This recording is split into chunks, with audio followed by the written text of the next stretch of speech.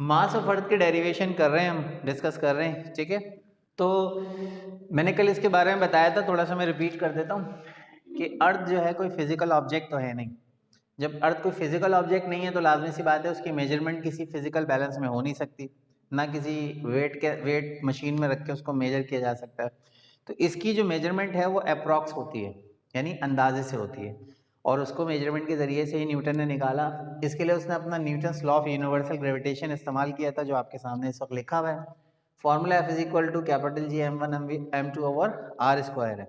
उसके बाद हमने एक चीज़ सपोज की थी, एक अर्थ बनाई थी जो आधी हो गई, ठीक है, आधी दुनिया को ले गया। तो इस आधी दुनिया को पूरी दुनिया में तब्दील करते हैं, इज समथिंग लाइक अर्थ। वैसे अर्थ इसी शेप की है, अर्थ गोल नहीं होती है, ठीक है ना, ओवल टाइप शेप ही अर्थ। हाँ तो हम ये सपोज करते हैं कि अर्थ एक बॉडी है, ठीक है। Suppose a body on the surface of earth mass m। हम ये सपोज करते हैं कि अर्थ की सरफेस पे एक बॉडी रखी है जिसका मास m कंसीडर किया गया, ठीक है।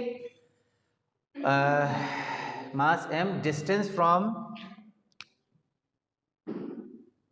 Centre of earth is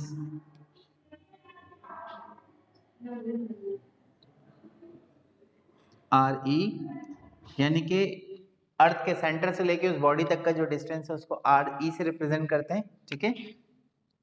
and mass of earth consider as ME।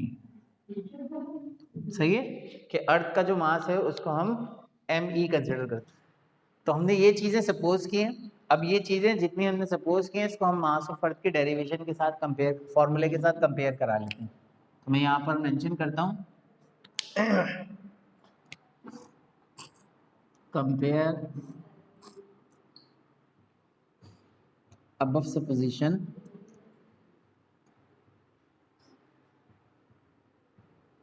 with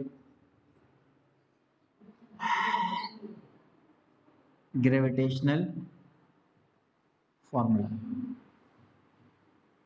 सही है बेटा, ग्रेविटेशनल फॉर्मूले के साथ इस पूरी सपोजिशन को कंपेयर करते हैं। जब हम कंपेयर करते हैं तो हमें तीन चीज़ें कंपैरिजन में मिलती हैं। कैपिटल G तो कांस्टेंट है ना, उसमें तो कोई चेंजिंग की गुंजाइश ही नहीं बनती। तीन चीज़ें क्या क्या है, M1 है, M2 है और R। तो M1 को हम क्या मान रहे हैं, मास ऑफ अर्थ मान लेते हैं। M2 को हम बॉडी का मास मान लेते हैं, और R हम किसको मान लेते हैं, रेडियस ऑफ अर्थ को। सो अब फॉर्मूले में कुछ चेंजिंग हो जाएगी, और वो क्या चेंजिंग होगी कि F इक्वल टू हो जाएगा capital G M1 M2 over R square, ठीक है। ये इसके साथ फॉर्मूला पूरा कंप्लीट बन गया।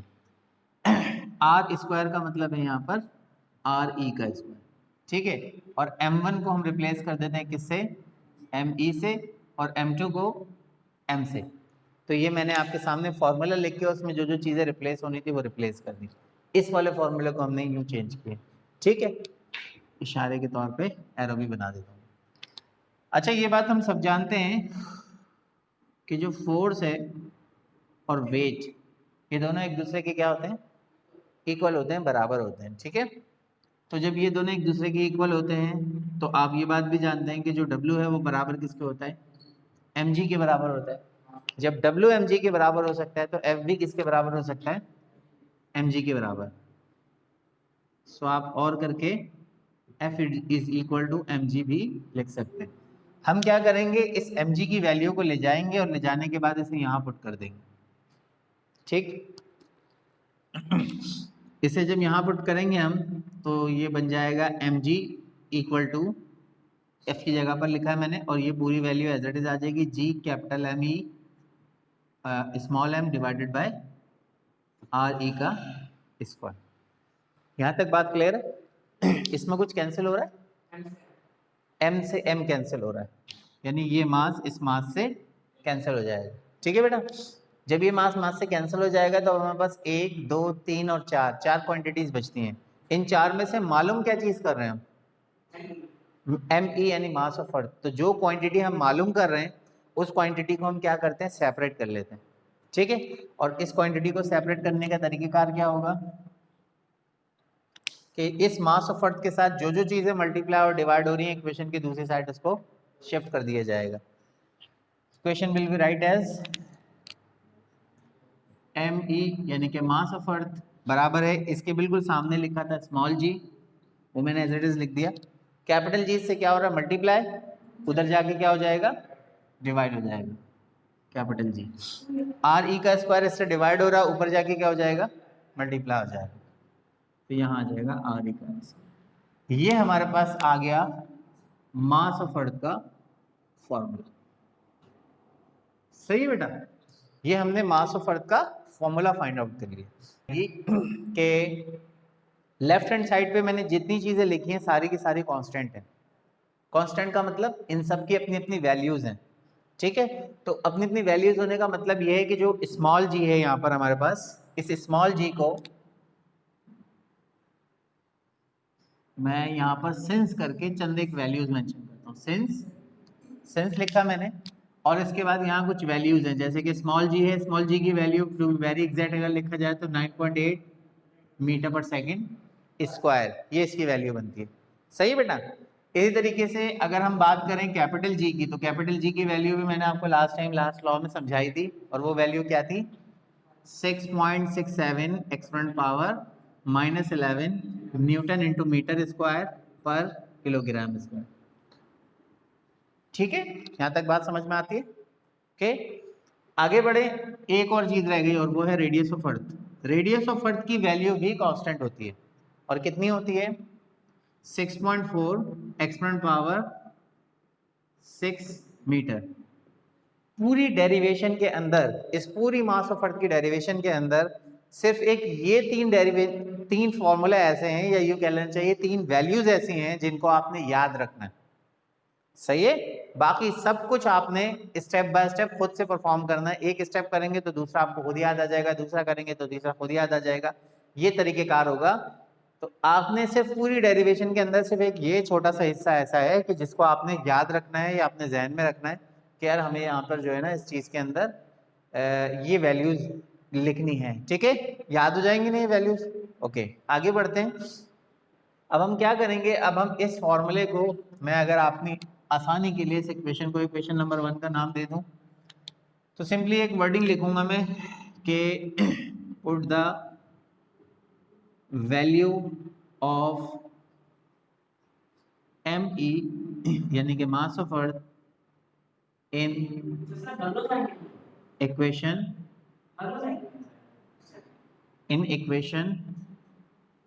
1। ME की वैल्यू को, या ME तो नहीं लिखूंगा मैं, बल्कि सिंपली ये लिख देता हूं, put the values in equation 1। एक चीज की तो नहीं है, बहुत सारी वैल्यूज है। यहां पर एक बात समझने वाली है, और वो ये है कि आपको यहां पर जितनी भी क्वांटिटीज दी गई हैं, अगर मैं इसको साइंटिफिक कैलकुलेटर से सॉल्व करना चाहूँ तो ये with in a minute solve हो जाएंगे, बल्कि 1 मिनट भी नहीं लगेगा, शायद 5 से 10 सेकंड में सॉल्व हो जाएंगे। बट ये बात आपको कई दफ़ा मैं क्लास में जिक्र कर चुका हूँ कि ऑफिशियली कैलकुलेटर, साइंटिफिक कैलकुलेटर आपको अलाउ नहीं होता बोर्ड में। तो हम कुछ ऐसे मेथड सीखते हैं जिसमें हमें साइंटिफिक कैलकुलेटर के बगैर ये काम करना आना चाहिए। ठीक है, तो मैं आपको इसी तरीके से समझाता हूँ। सबसे पहले लिखा हुआ है स्मॉल g, ये कितने क्या लिखी हुई है, 9.8 ये वैल्यू है। सही, उसके बाद क्या लिखा हुआ है, रेडियस ऑफ अर्थ क्या लिखा हुआ है, 6.4 एक्सपोनेंट पावर 6 और इसका स्क्वायर। ठीक है बेटा, स्क्वायर आ गया, divided by capital G 6.67 exponent power minus का 11। यहां तक बात क्लियर है?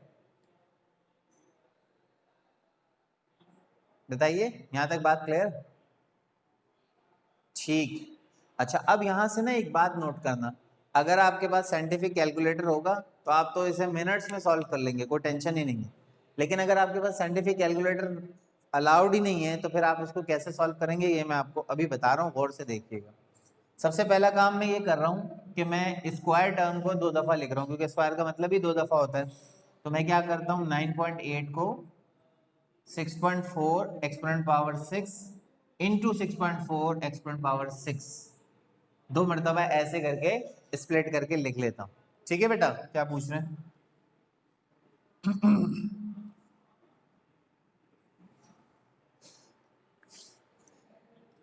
आपने क्या करना है, 9.8, 6.4 और 6.4 इन 3 नंबर्स को आपस में एक दूसरे से मल्टीप्लाई करा देना।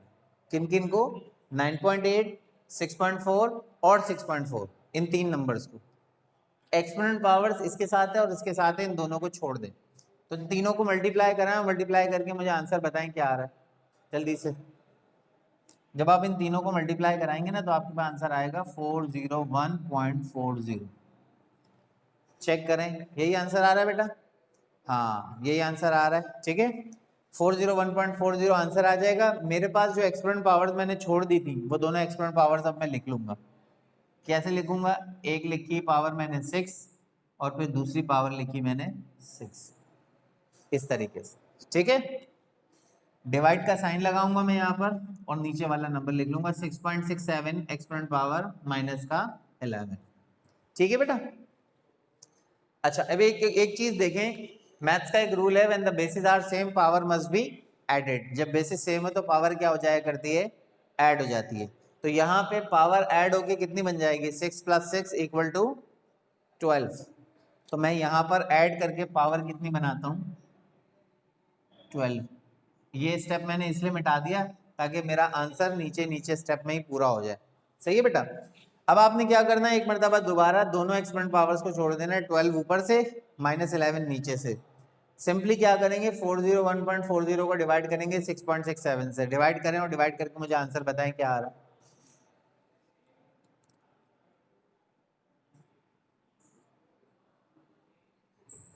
इसका आंसर आ रहा है 60.17। क्या आंसर आ रहा है? 60.17। और आगे हमने एक्सपोनेंट पावर जो थी ऊपर वाली छोड़ दी थी और नीचे वाली छोड़ दी थी, दोनों एक्सपोनेंट पावर छोड़ दी थी। तो ऊपर वाली तो बराबर में एज इट इज लिख देंगे, यानी कि 12। नीचे वाली जो एक्सपोनेंट पावर थी वो कितनी लिखी हुई थी? माइनस का 11। तो मैं क्या करूंगा, उस माइनस के 11 को उठाऊंगा और ऊपर लेकर चले जाऊंगा। जब इसे ऊपर लेके जाऊंगा तो ये पावर प्लस की हो जाएगी, यानी कि 11 यूं लिखा जाए। ठीक है बेटा। Second last step, 60.17 basis same है दोनों की, पावर ऐड हो जाएगी। 12 + 11 कितनी हो गई? 23। तो यहाँ पे मैं क्या लिख दूंगा पावर को? 23। सही है बच्चों? यस। आखिरी स्टेप जिस पर ये डेरिवेशन फाइनली कंप्लीट हो जाएगी मास ऑफ अर्थ की। देखें, वैसे तो आंसर यहाँ छोड़ा जा सकता है, लेकिन यहाँ एक काम और करेंगे। जो बुक के स्टैंडर्ड के मुताबिक आंसर लिखा है उसमें पावर हमारे पास दी गई है 24। तो हम क्या करते हैं, पॉइंट को एक डिजिट मजीद पीछे लेकर आते हैं। अभी लिखा हुआ है 60.17, अगर मैं पॉइंट एक डिजिट पीछे लाऊंगा तो ये क्या बन जाएगा? ये बन जाएगा 6.01। 6.01 का मतलब क्या होता है? 6।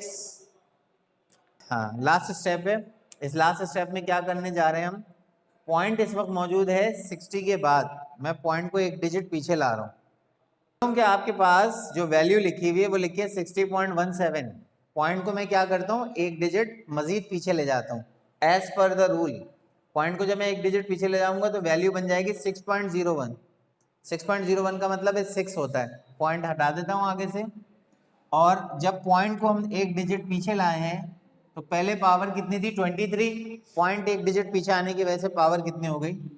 24। और मास है तो मास की जो वैल्यू है वो हमारे पास कितनी हो जाएगी? केजी, यानी कि किलोग्राम। सही है बेटा? वैल्यू कितनी हो जाएगी? केजी, यानी कि किलोग्राम। यस। हाँ हाँ, तस्वीर बेटा अभी भेज देता हूँ, टेंशन ना लें। ये लास्ट स्टेप देख लिया आपने किस तरीके से फाइनल हुआ है? सही है? ठीक है बेटा, आज की क्लास यहीं एंड करते हैं। इंशाल्लाह आप लोगों से कल मुलाकात होगी। Till then take care, thank you, अल्लाह हाफिज।